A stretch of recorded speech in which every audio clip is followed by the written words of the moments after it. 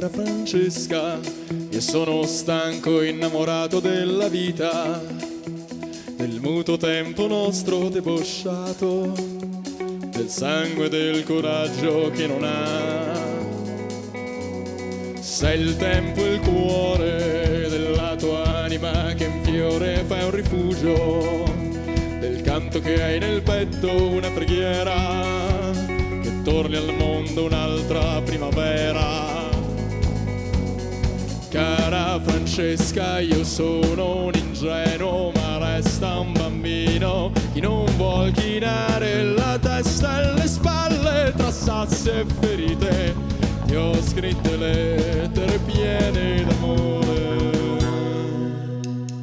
Cara Francesca, è il sol che sorge o è la luna che tramonta, di respirare il giorno ancora voglia, con l'incoscienza propria dell'età.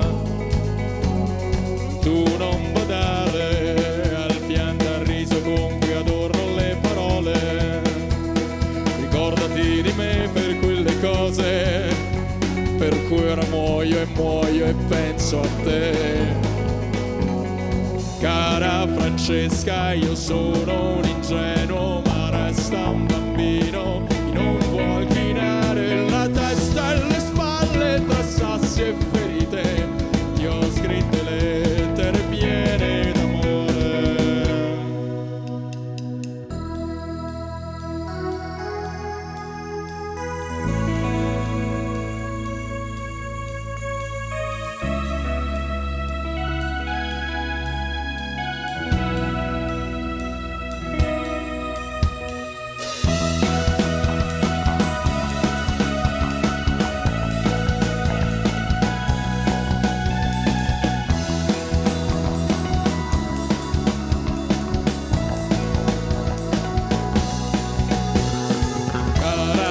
Io sono un ingenuo del folle che sono, non resta che un pianto di madre ed un'ombra dentro ai tuoi occhi di cui non sapevo scordare il colore.